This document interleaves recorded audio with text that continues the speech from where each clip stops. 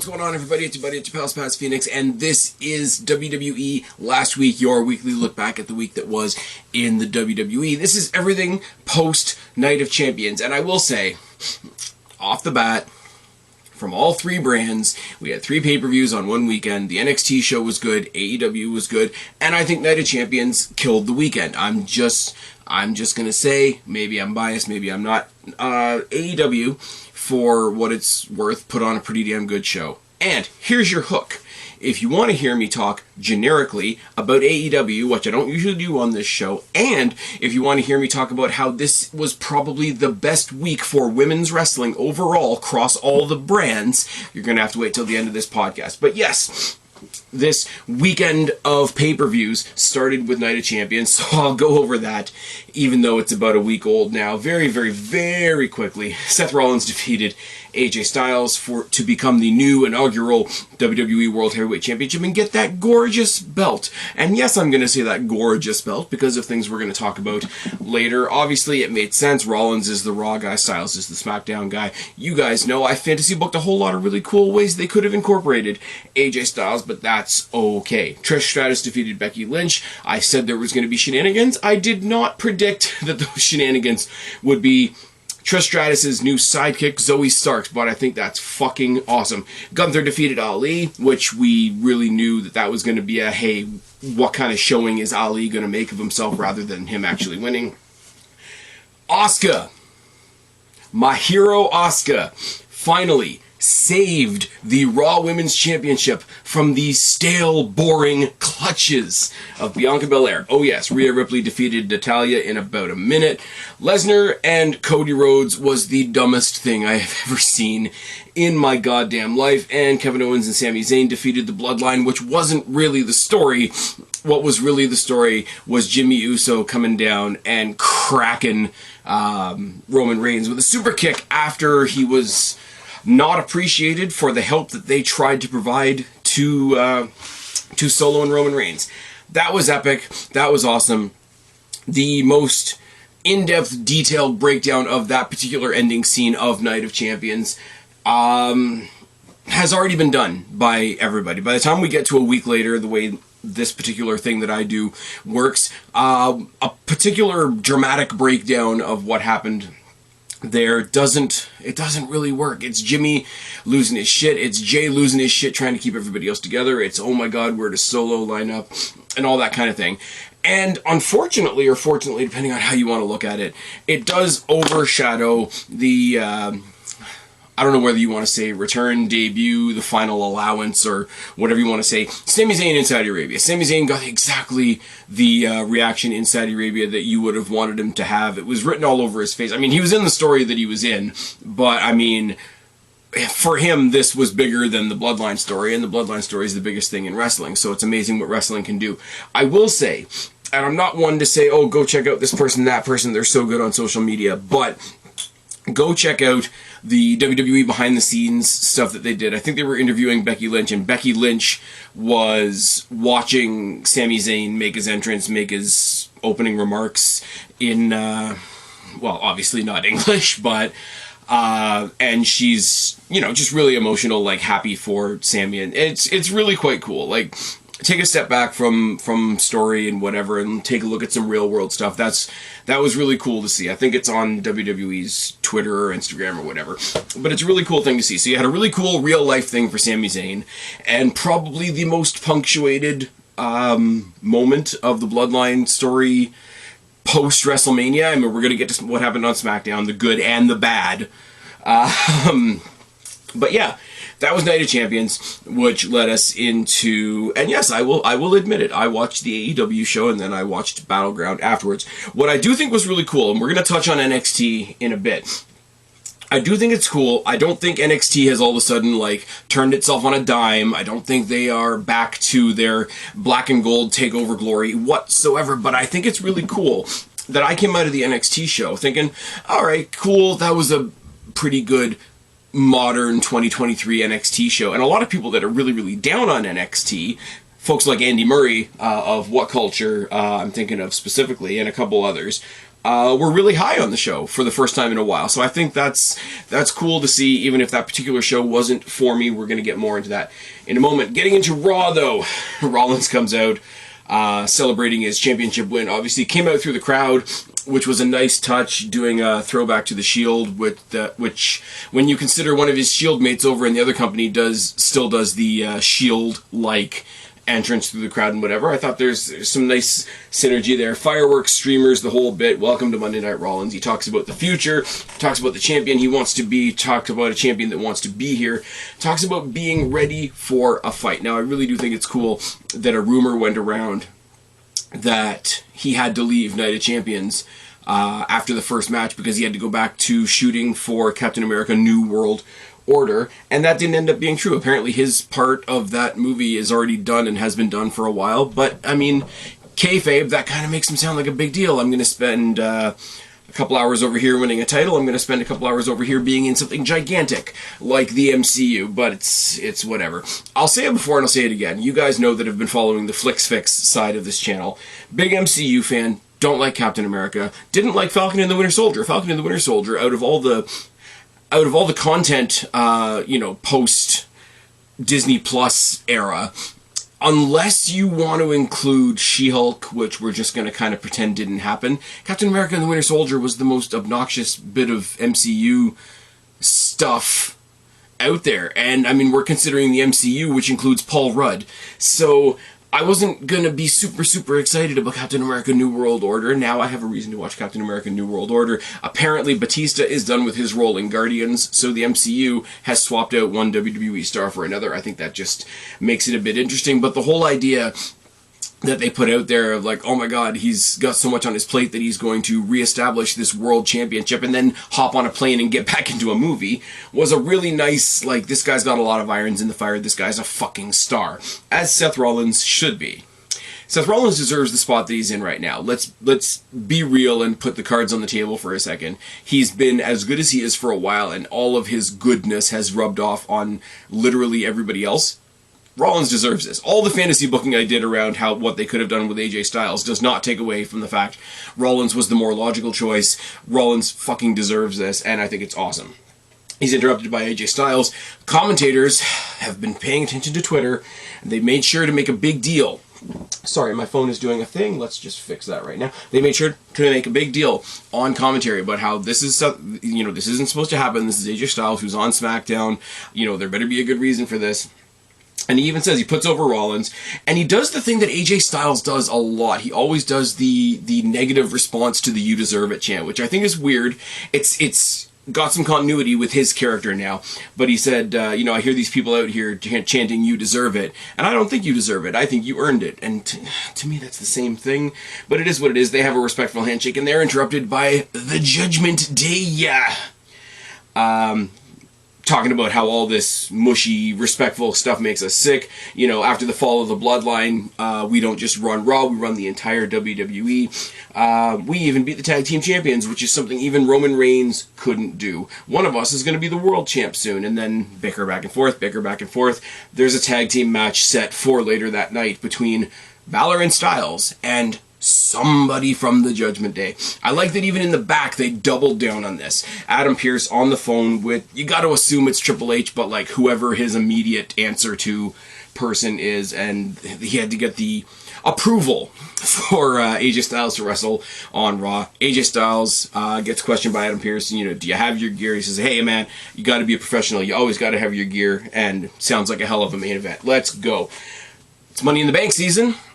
So let's quickly go from an awesome Night of Champions show to an awesome Money in the Bank show. I'm really excited for Money in the Bank in the UK. I really like the offset time, and I know this is coming from a really lucky, privileged type spot. North America, the pay-per-views are pretty much set to our clock, are they not? Which makes sense. It's an American company, so let's not get into that conversation. But getting up at like lunchtime, having my lunch, and then sitting down at 1 o'clock to watch Night of Champions was alright. It really, really was. And then for this one, I think it works out to being something like 4 o'clock in the afternoon. I'm going to watch a 4 o'clock in the afternoon show and then have the rest of my day. I'm sure the UK fans are going to be great and loud and raucous and all that kind of thing. But we have qualifying matches. We didn't just get a graphic thrown up the night after the last pay-per-view that says, oh, by the way, here's all the people that are in Money in the Bank. We're having qualifying matches, starting on Raw, continuing on SmackDown, etc., etc., etc. Ricochet versus The Miz. This match existed to tell you that Ricochet was going to be in Money in the Bank. Of course, Ricochet gets the win. This is one of those times where you know Miz is there to be beaten. And I'm going to turn around and say Miz better get his fucking flowers sooner or later. They have a really cool sequence that goes from a lung blower to a roll through to a DDT by The Miz to a flipping cutter to a shooting star press to a Ricochet win, all in quick succession. Miz was trying to pull some modern day flippy doos. I don't know whether that's him just generally trying to add some stuff to his repertoire or him taking the piss out of, I'm not going to say the Bucks, but people like the Bucks, and yes, people like the Bucks includes the Bucks. Either way is okay with me. If it's Miz just trying to genuinely show like, yo, I can up my game a little bit, I'm all for that. If it's him taking the piss, love that even more. Ricochet gets the obvious win, and Ricochet ladder match. You saw what he did down in NXT. You see what he does with basically anybody that he's with that can operate like him. Great. Money in the Bank is going to get a great reaction anyway. But if you want to bolster that, say we've got Money in the Bank and the first person that qualifies for that match is fucking Ricochet. Where do we go from here? Fucking awesome. Trish Stratus comes out and she bashes the fans and she brags about the Night of Champions win. She introduces Zoe Stark and they... basically, mutual admiration society between the two of them. Zoe Stark comes out in a thank you Trish shirt. Becky comes out, interrupts them. She's still in her bloody gear from the night before, which kind of works in theory, but breaks if you think about it for even a second, because that's kind of gross.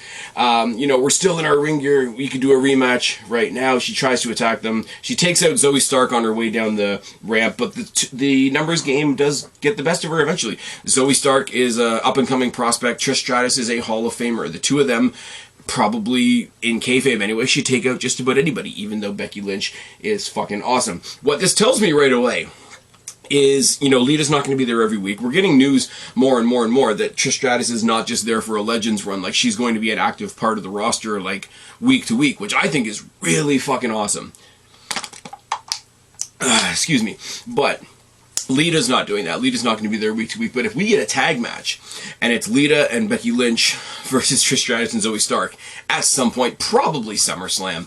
Let's be real for a second. That would be really, really cool. They take her out. They hit the Z360. She hit the Z360 on her at Night of Champions as well and fucked up her nose. So the lore of Becky Lynch having a bloody nose continues, and they drape the thank you Trish shirt over Becky's fallen body. Love a good draping. Love a good...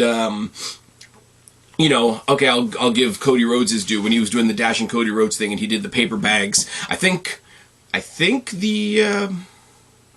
not the Fashion Police, what were they actually called? Breezango. I think they did a similar thing for a while. Anytime where it was like country versus country, the Hart Foundation loved to drop a Canadian flag on people.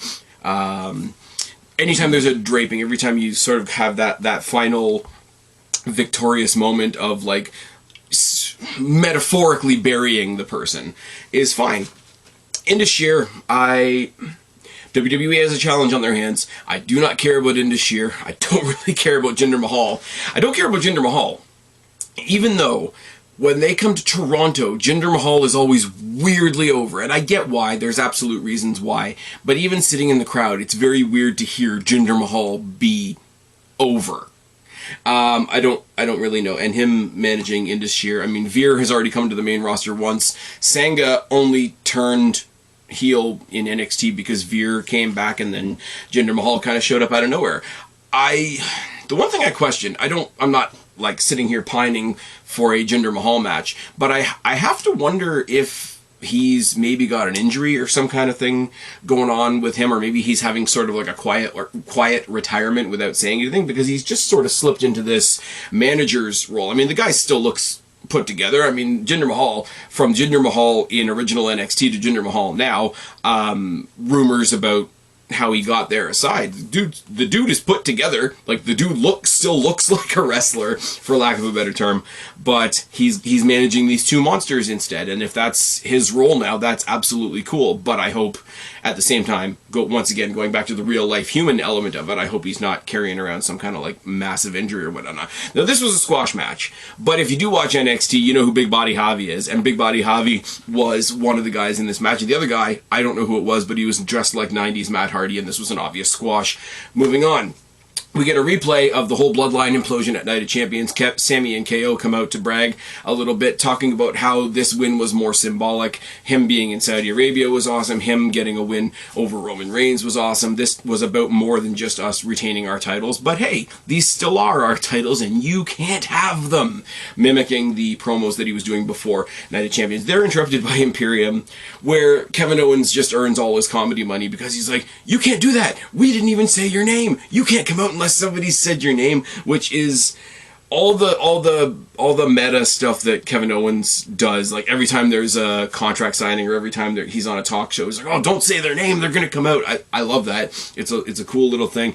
They take down he verbally takes down all the members of Imperium. He talks about he said, what did he say? He said Ludwig Kaiser looks like Slender Man, and the guy with the ears talking about Gunther, and then he says, we never really hear from the guy with the head, and then he goes on to call Vinci Baldy, and I'm just like, it's done, it's over.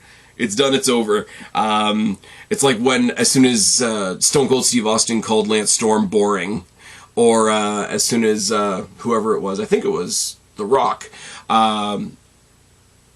called Christian Cage the creepy little bastard, the CLB. So his cards are marked like for life, and then they're interrupted by Alpha Academy, or sorry, American Alpha. There we go. Need to stop writing down the old tag team name. It's fine. It's very tired in here. It's very late Sunday night. You guys are getting this Monday morning. I'm sure you guys will understand. They're cut off by the shoosh of the Alpha Academy because American Alpha Academy, whatever. Chad Gable and Otis, and he's doing the shoosh, and Kevin Owens marks out for the shoosh and gets him to do the thank you thing, which I love. Alpha versus Imperium was really good, but I couldn't tell you anything that happened in the match because Kevin Owens and Sami Zayn being on commentary was just more entertaining. It was them talking more excuse me, talking more about their win at Night of Champions, talking about the guys in the ring, encouraging the Baldy chant from the crowd, so Vinci's done, he better get a wig or something.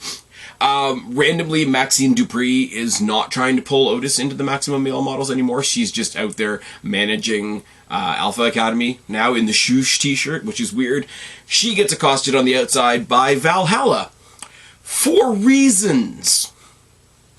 That's all I've got.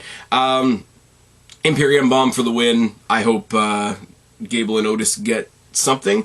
If they've moved Maxine Dupree over to just manage them instead, I really wonder what's happening to the Maximum Male Models, and that's not something I would have said a week ago or 2 weeks ago or whatever.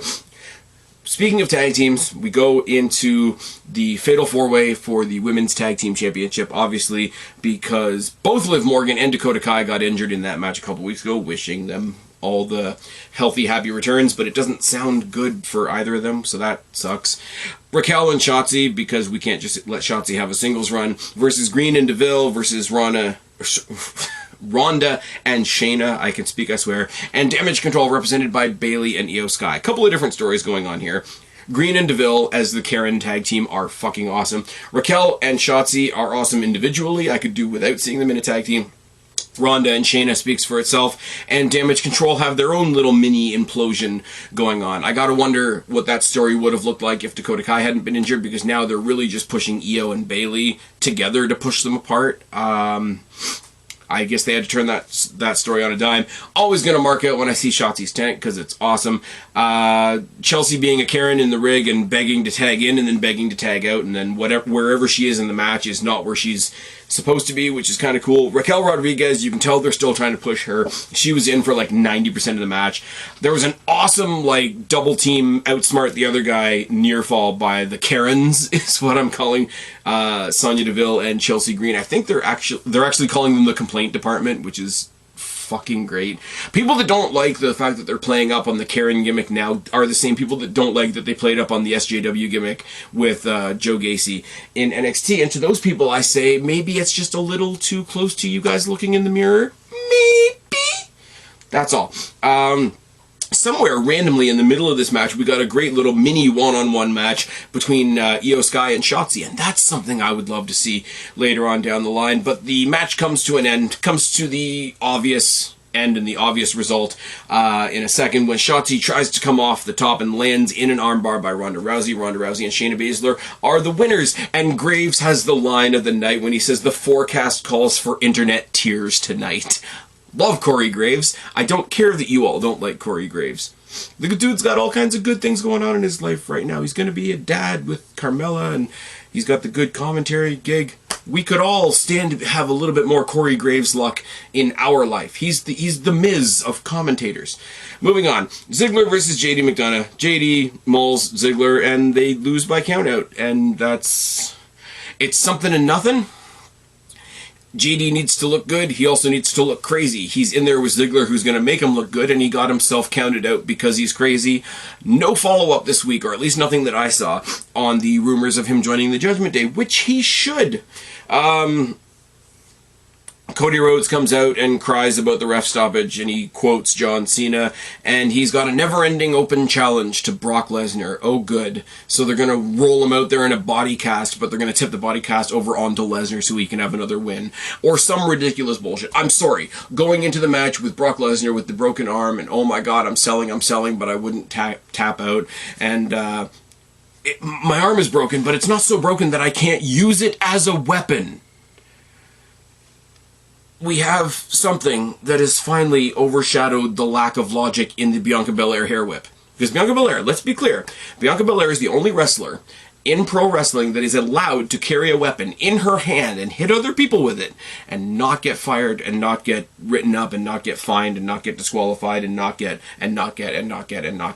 Cody Rhodes is the only one that's on enough steroids to not care about a broken arm and somehow be able to Super Cena his way to using that arm as a weapon. Gunther in the back has a really interesting proposal for Riddle, because Riddle's in the back being a goof and Gunther obviously doesn't like that, and whatever he says, I hope you're in Money in the Bank, and I hope you win Money in the Bank, and I hope you use that Money in the Bank to cash in on me. Now, we get into a big debate here, because people are real upset. People are real upset that last year Austin Theory used the Money in the Bank to cash in for the United States Championship, which, even though they followed that up with a really good story when they asked him why wouldn't you cash in on Roman Reigns, it's like, because that would be really dumb. It would be 5-on-1 and I'd get my ass handed to me on a platter. Made sense, got his US title back, carried on with the rest of the day, but because people don't like Austin Theory, they didn't like that storyline either. There's now a really dominant champion. They want Gunther to beat the Honky Tonk Man's record and not be like what they say with Roman Reigns, like the most highest, longest reigning champion in the modern era, you know, the same kind of quotation marks that they had to use to make Bianca Belair feel special. I think they want to make Gunther legitimately the longest reigning Intercontinental Champion of all time. Give that to him, and given the fact that he's basically a monster in the ring, and how good the Intercontinental Championship looks in Prestige right now, and how good he looks as champion right now, anybody cashing in on Gunther is still putting all their chips on the table. I think somebody like Riddle cashing in on Gunther and winning would be an awesome moment. There's people out there that won't like him because, you know, the internet is a strange place. And I know the other person that people would be absolutely fine with would be Sheamus, because Sheamus has been very vocal. Even though he's been a world champion, the one championship he's never won is the Intercontinental Championship, and he has an existing rivalry with Gunther. So that would also be, there's two examples right there where somebody cashing in for a quote-unquote mid-card or lesser championship could be seen as a really good thing. I really want to see the day where, and I mean, I know they joked around about it with Heavy Machinery back in the day, but I would love to see somebody do it legitimately. I would love to see somebody use their Money in the Bank cash-in to what was it? I lost my train of thought. Jesus Christ, I'm tired. I would love to see somebody use their Money in the Bank cash in to elevate them, like to have somebody with them to say, I'm going to elevate myself and my partner, teammate, whatever. I would love to see a cash in for the tag team championships.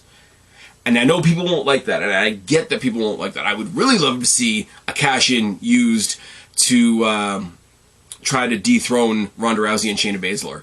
Like, if either Katana Chance or Kaden Carter are in Money in the Bank, and one of them wins, gets a, sneaky win, whatever, and hold on to the briefcase, and then we kind of forget about it for a while, and then Katana Chance, Kaden Carter cash in Money in the Bank on Shayna Baszler and Ronda Rousey. I think you could make a hell of a story out of that. I know people are set in their ways and whatnot, but it is what it is. Bronson Reed versus Shinsuke Nakamura, another qualifying match for Money in the Bank. Bronson Reed kills him in the first half. Nakamura wins in the second half. Tsunami misses. Kinshasa doesn't. There's your story there. Balor and Priest versus Styles and Rollins is your main event. And they do the fake out where we're not going to tell you which member of the Judgment Day it is. They make it look like it's going to be Dominic. Balor starts off the match... Dom starts off the match in the ring, and then it leads to a blindside by Balor, who's actually in the match. Really, really cool. Crowd doing a lot of singing, and all of the rest of the Judgment Day, Dominic and Rhea Ripley on the outside, tell off the crowd, which only makes them sing louder. It's fine. Priest pounds AJ Styles all over the commentary booth on the outside. Dom and Rhea eventually get themselves ejected. I've said in my notes right here, right now, because we're going to talk about the match that's happening next week on Raw, we are going to get Balor and Rollins for that championship. Now, my question to you guys is, do you want to see Balor versus Rollins? I'm not saying I'm biased towards the Judgment Day. I would love it if Balor won. I'm not even talking about necessarily a win for Balor. But do you want to see Rollins-Balor at Money in the Bank or SummerSlam? Because personally, I would love to see it at SummerSlam. SummerSlam being one of the big 4 pay-per-views, and it'll be huge. And I think it's in a stadium in Detroit? Am I right? Is SummerSlam in Detroit? I think it's in Detroit. But I can also see them wanting Finn Balor to have that title shot when they're over in the UK for obvious geographical reasons. Put it down in the box below or find me on Twitter at Spaz Phoenix. Tell me which one you'd rather see, because that match has got to happen at some point. Now, that was the end of Raw. Gonna hit on NXT really quickly. As I said, Battleground was a good show overall. The big takeaway for me for that was they had to crown a new women's champion because Indy Hartwell not only got injured, but also got called up to the main roster. I don't know what they're doing with her other than having her in backstage segments at the moment, but they did do a tournament. I haven't watched NXT consistently for a while. I'll be perfectly bluntly honest with you guys. But I know they had a tournament, and there's a lot of good people on that roster still. Friggin' Gigi Dolan, Cora Jade, Roxanne Perez, and all that sort of thing. But it came down to Tiffany Stratton and Lyra Valkyria. Lyra Valkyria, people like to take the piss out of her because she's got the bird gimmick, etc. And Tiffany Stratton plays this, like, Barbie doll, daddy's girl, ditzy blonde, except she's actually fucking awesome. And she got the win. And apparently, if rumors are to be believed, she and Valkyria got a standing ovation in the back after the match. And I think that match was really, really good. Lots of other cool shit on the show. Cool tag team stuff going on. They've brought back the Heritage Cup and the weird Heritage Cup rules, which is kind of cool. I'm pretty sure they brought it back to counteract something like AEW/ROH having their Pure Rules title, and I think they're trying to elevate this to the same level. It's something different. I don't think it'll set the world on fire, but it's fine. Noam Dar being back on TV and having his little entourage of people is kind of bizarre, but overall it was good. And then this week we had the cage match between Gigi Dolan and Jacy Jayne, which was a lot of fun. We revealed who the secret attacker has been in the back, and it's Blair Davenport. Apparently the entire time it was supposed to be Indy Hartwell, but then they had to scrap it because Indy Hartwell got called up. That's fine. Still don't know exactly what I think about Blair Davenport other than hot goth chick, who's apparently a pretty good wrestler. I have to see more of her before I give you guys a more valid opinion. And 2 of the free agents after the draft both showed up on NXT. One of them was Mustafa Ali, who I didn't see this part of the show, by the way. But Mustafa Ali was on commentary and then got himself involved in some shenanigans around the North American Championship. So he'll get right in there with Wesley and Tyler Bate and Joe Gacy and the folks that are fighting for that belt. And then Baron Corbin of all people, attacking current NXT champion Carmelo Hayes. And he planted him with the dirtiest looking end of days I have seen in a while. If we have sent Baron Corbin back to NXT so that we can re-attain the NXT version of Baron Corbin, the old lone wolf, etc. No, I don't think he's going to grow his hair out, but that's fine. We can talk about that another day. I think it'll be good. I think it's a really cool use of this free agent thing. They're using the free agent thing as an excuse to sort of have people bounce back and forth between NXT. Baron Corbin still has enough of that vibe that he had the first time he was in NXT, where he's like a Fed guy, and anybody that's not completely in the mold of a Fed guy is going to look good against him, and Mustafa Ali's just going to give everybody great matches. He's going to go down there and play the Ziggler role, and I know I say the Ziggler role a lot, but when Ziggler went down and played the Ziggler role for Braun Strowman, Braun Breaker, there we go, who's now a heel, he did him no end of good. I really do think that. If Mustafa Ali somehow tangles up with Braun Breaker, I know Braun Breaker's not the champion anymore, but like, Ali could go down there and ragdoll for him and make him look like a monster, and maybe he follows Mustafa Ali back up to the main roster, and that's how they get Braun in, even though there's no more draft. Don't know. Really, really cool potential for all those things all the way around, but that's basically it. I didn't watch the complete episode of NXT, so these are just the highlights. These are just some quick points that are worth mentioning, because these are guys that are on regular Monday and Friday shows. Going over to SmackDown, and I'm not going to lie, this show was all about what's going to happen with the Bloodline. Other things happened on the show, but it was all about waiting for that last segment, waiting for what was going to happen with the Bloodline, waiting for the 1,000-day title reign celebration, but also what the fuck are we going to do with the Usos after Jimmy attacked Roman at the Night of Champions and cost him the belts? Well, let's not let that go by the wayside. We didn't want Roman to have another belt. I get that. We didn't want to take the tag belts off Sami and KO, and nobody's going to pretend that we did. But, like, let's not forget that while he is still the WWE Undisputed Universal Champion, the Usos did cost him another title. So that's not to be completely swept under the rug. Anyway, SmackDown started off with Wade Barrett and Michael Cole standing by ringside, not at commentary, which always looks a little bit weird. They remind us that it's the celebration for Roman, and then they do the first of many big voiceover video package things hyping up Roman Reigns in general, and then they switch from the overall video package to immediately the video package of Roman beating Edge and Daniel Bryan at WrestleMania. And as soon as this went out, it was a firestorm on Twitter because, oh, of course they're going to bring up the Bryan Danielson thing because they want to take a shot at AEW. It's like, no, your favorite guy made it to WrestleMania. Just fuck off. Austin Theory and Pretty Deadly versus the Brawling Brutes. After Austin Theory come out and cut a promo congratulating Roman Reigns, talking about how his reign is going to be just as impressive as Roman's reign, pun intended. You know, heels kissing other heels' asses and all that kind of thing. And then Pretty Deadly are his tag team partners to take on the Brawling Brutes. It's a bit of a mixed bag, this match. This match was not for me. A lot of character work here. Austin Theory being who he is, Pretty Deadly being who they are, and the Brawling Brutes just being awesome in the meantime. Match went way too long. I will say this. I like Austin Theory. I like the Brawling Brutes. Pretty Deadly are not my cup of tea personally, but I like 2/3 of the people in this match, so for me to say that this match went way too long is a thing. Pretty Deadly have their own version of twin magic, but one of them has black hair and one of them has blonde hair, so they have to cover their head with the ring apron, which is pretty dumb, I'm not gonna lie. Heels get the win. Austin Theory's still a champion, and he wasn't on Night of Champions, so he needs to do something. We replay the implosion from Night of Champions. Heyman and Solo are in the back. Heyman is on a mission between himself and Solo and talking to Adam Pearce later on to make sure that the Usos are not welcome at the 100,000, or what is it, 1,000-day celebration. We go to video package and we see Roman versus Brock in the last man standing match. They cut out the tractor portion because if they had left in the tractor portion, it would have been a Brock Lesnar segment and not a Roman Reigns segment.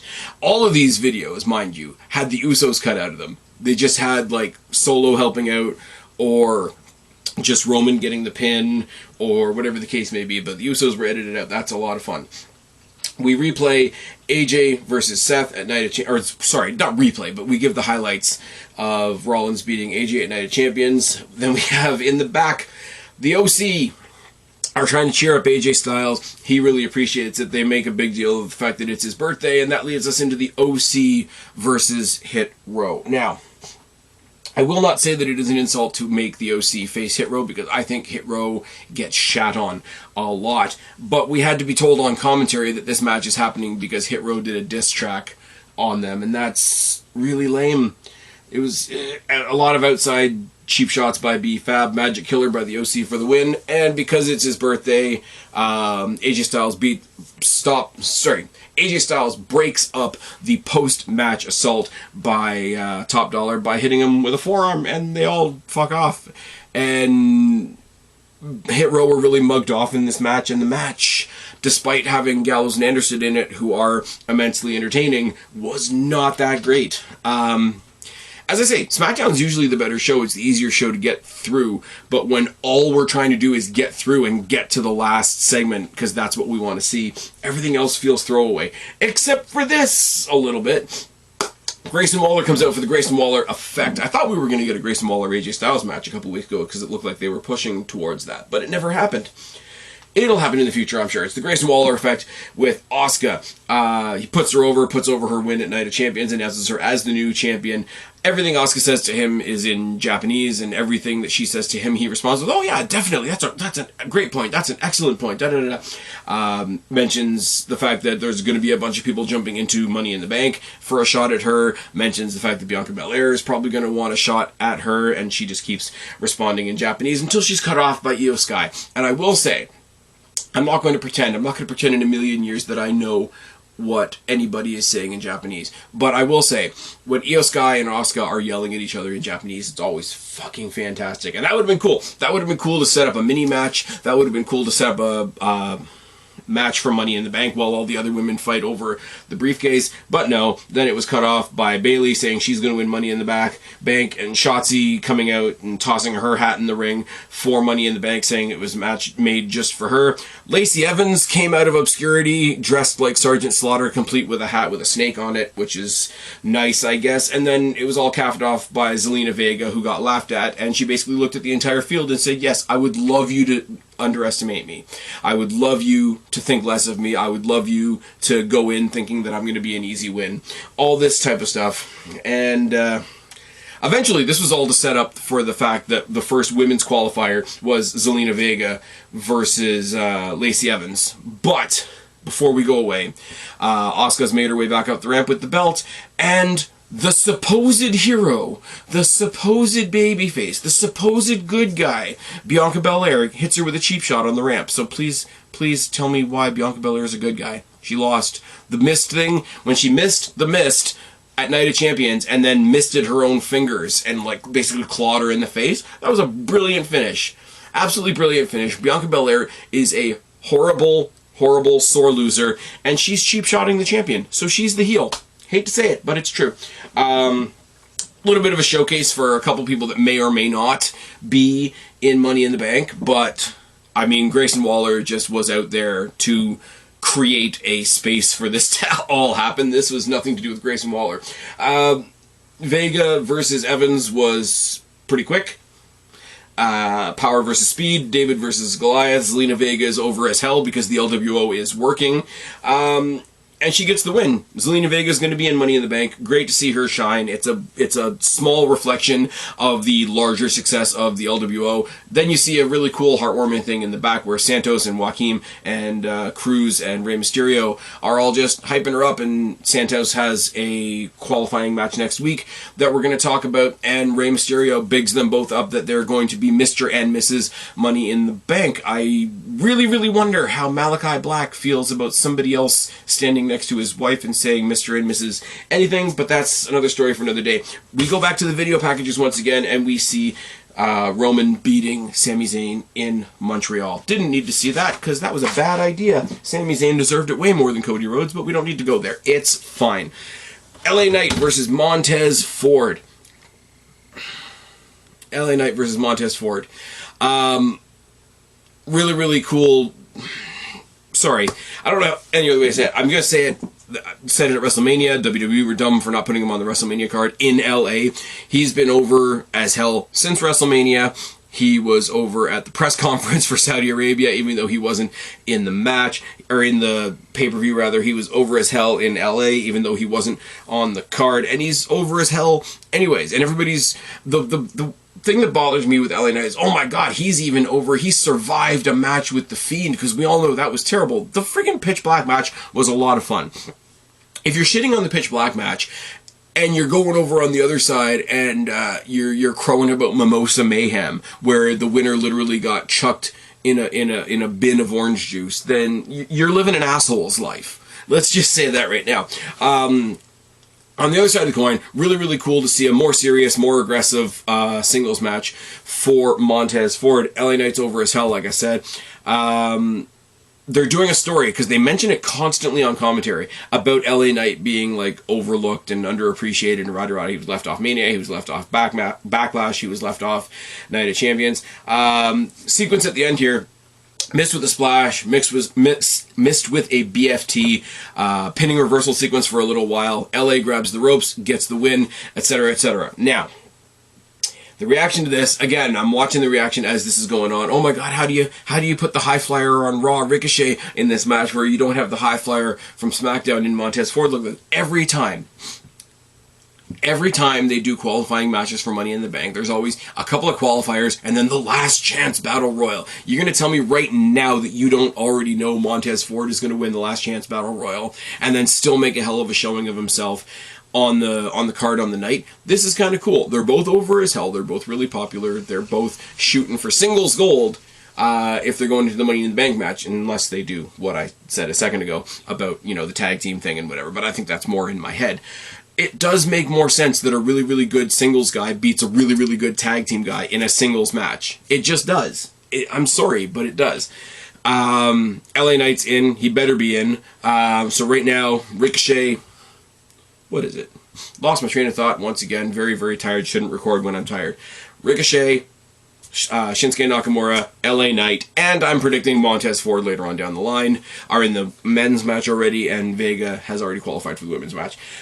We get a big video package on Isla Dawn and Alba Fire, where I think they revealed the new name for their tag team is the Unholy Union.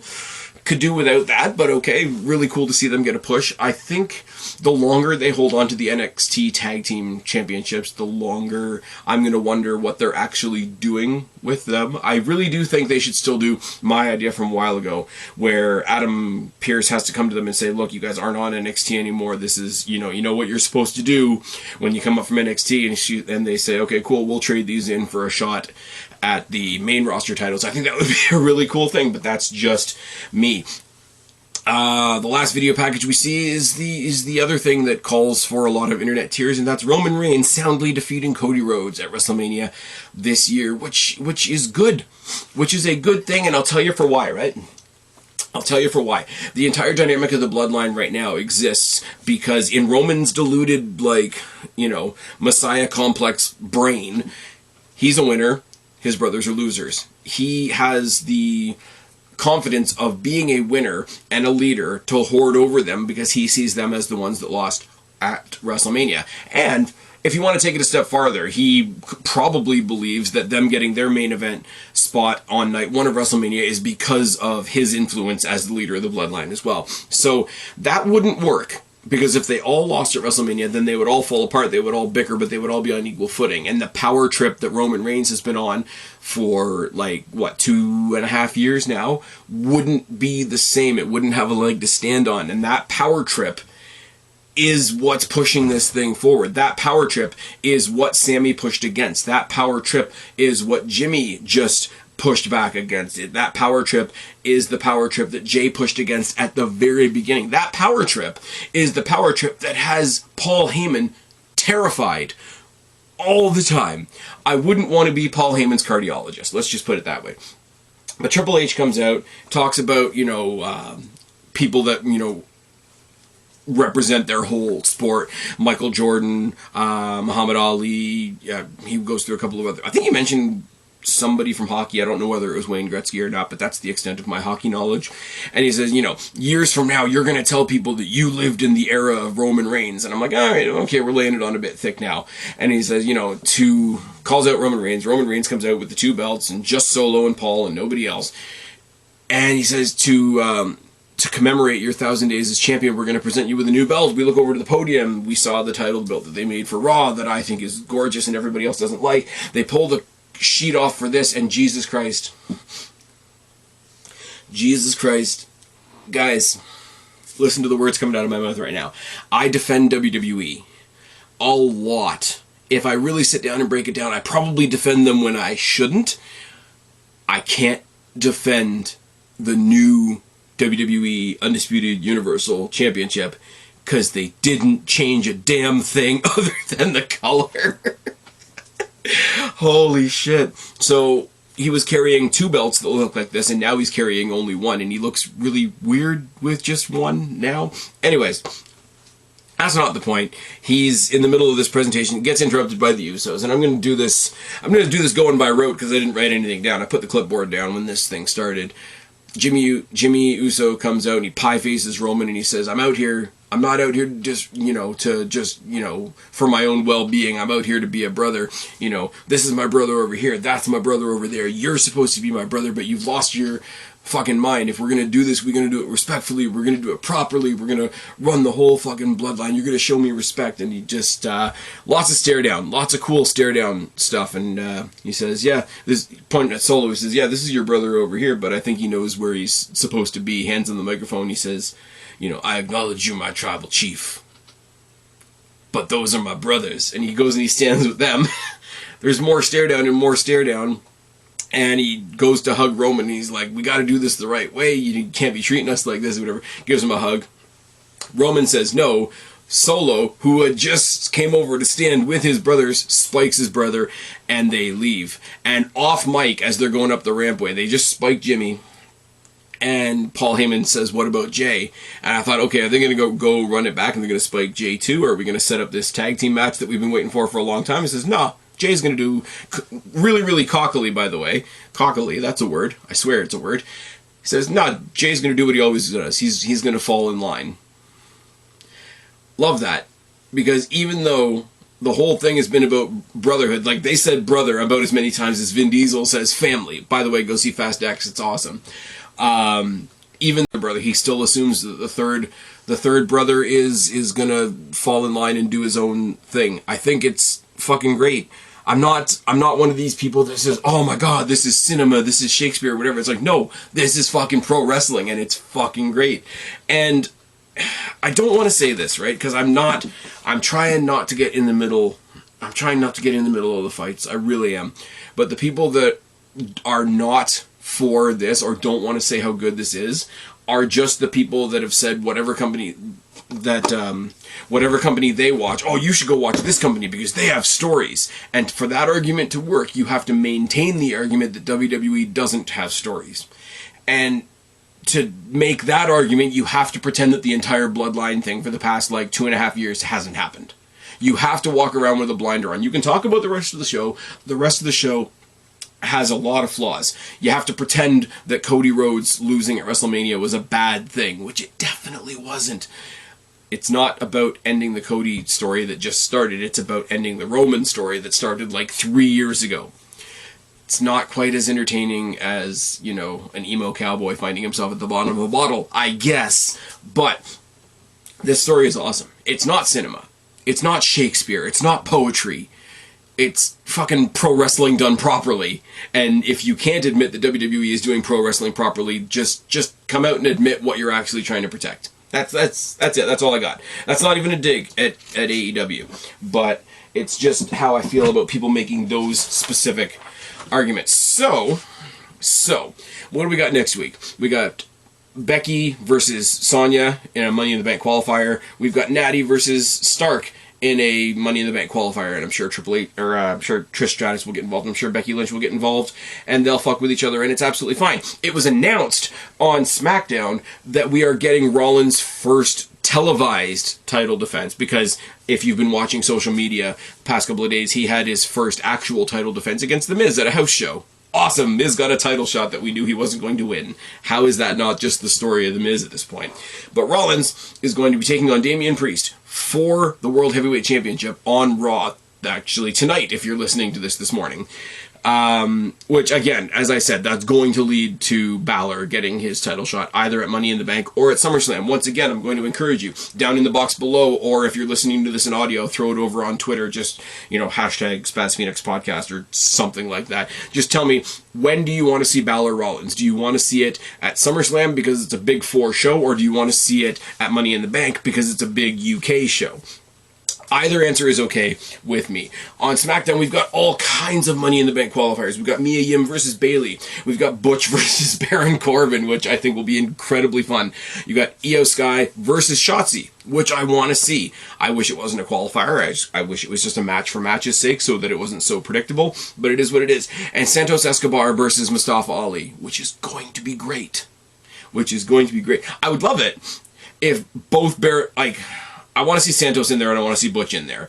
But if Corbin and Ali win, that will elevate their status. And I'm sorry, call me crazy, that will elevate the help that they're giving down in NXT. Now, as I said before, I've already said it one time. The men's Money in the Bank match so far: Ricochet, Nakamura, and LA Knight. Yeah. Women's Money in the Bank so far only has Zelina Vega. So we got a lot of things to go on that front. Now, going to get into some good news that some wrestlers have given us over the past week or so, and then we're going to switch gears a little bit. I'm going to say something about AEW, and I'm going to say something about the best week in women's pro wrestling ever in just a second. But, shout out to Sammy Guevara and Tay Mello, who announced on the Double or Nothing show in Sammy Guevara's entrance that they're about to have a kid. That's awesome. Alexa Bliss and her husband, whose name escapes me, are also having a kid. I'm thinking that's partially why she's been gone for so long, but also she apparently had some skin cancer thing that she had to deal with, so that's no joke. Emma and Madcap Moss got engaged over this past weekend, which is awesome, and also Omos and his partner, whoever she is, also got married. So lots of cool, fun, positive news. What I will say, and I still think it's hysterical to this day, that people listen to this channel, and they call me everything, as you guys know this if you've been listening for a long time. But I get called sexist on this platform quite a bit. On YouTube, not so much on Rumble or on Spotify or any other platforms, but specifically YouTube, because as we all know, YouTube is strange. And I will say, if you're listening to this on YouTube, I appreciate you. You can listen to me however you want. If you can see it in your heart, see it in your soul, to go and follow this channel on Rumble, or listen to it on Spotify or on iTunes or anything like that, I would really appreciate it, only because I'm trying to diversify the audience, and if we can make that page turn over. I know YouTube is still the leader in broadcasting stuff like this, but YouTube also comes with a lot of problems that I'm not going to get into right here and right now. So if I can get more people on the other platforms, YouTube might go the way of the dodo, but I'm not overestimating my abilities in any stretch of the imagination there.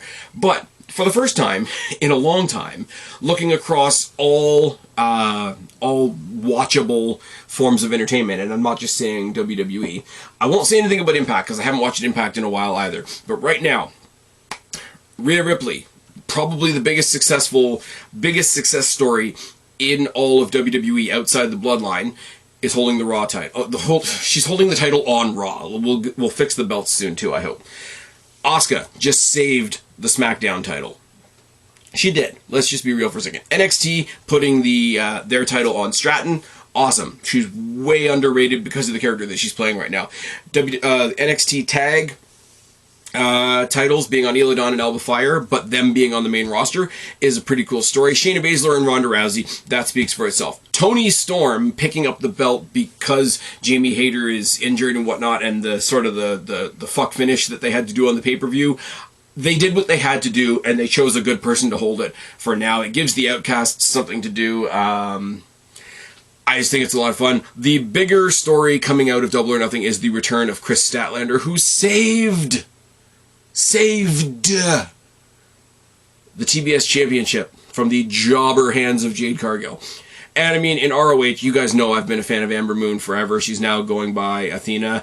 And I don't watch any ROH because I'm not going to pay for yet another streaming service. But everything I've heard about from people that do watch ROH is basically, if you're watching it, watch it for Athena. And I think that's fucking great. Ripley, Asuka, Stratton, Ela, Alba, Shayna, Ronda, Tony, Chris, Athena. Look at those champions and tell me that women's wrestling ain't in a great fucking spot right now. And a lot of that happened in the past week or so. So my hat's off to all these ladies. Whoever's the champion, I think, is it Deonna Purrazzo on Impact? If it's Deonna Purrazzo on Impact, that's fucking awesome as well. But I wish Deonna Purrazzo had a much bigger platform. WWE, AEW, I don't even care at this point. Last thing I'm going to say. AEW. I don't talk about AEW a lot here, and you guys know why. There's a lot of things that company does that I don't agree with.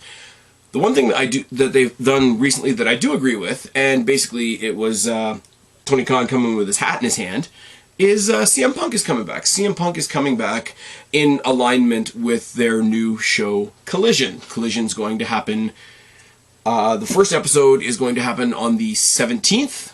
I think it's in Chicago, for obvious reasons. Apparently, they were going to move it from Chicago if CM Punk wasn't involved.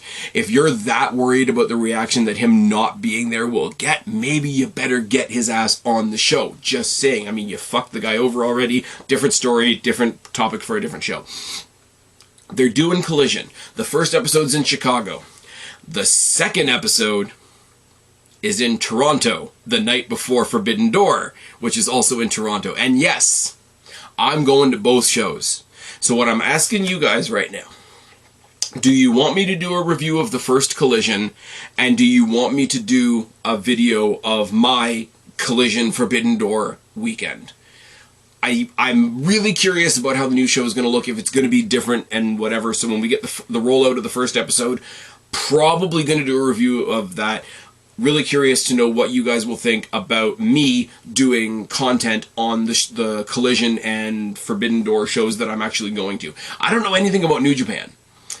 Realistically, I know what guys like Guapo have told me. I know what guys like Jake or Connor have told me over time. And I know the little bits that I've seen from AEW and a few crossovers here and there that Impact have done. Very, very novice when it comes to New Japan.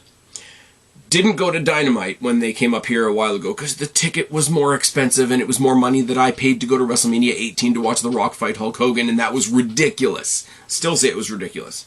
Tony Khan, apologize. But I'm going to see CM Punk wrestle live in Toronto? Fuck yes. I'm going to see a bunch of wrestlers that I like, even though they're in probably the wrong company, the next night, going up against a bunch of guys from Japan that I've never seen before. Of course. So, Collision, very first episode, probably going to review it.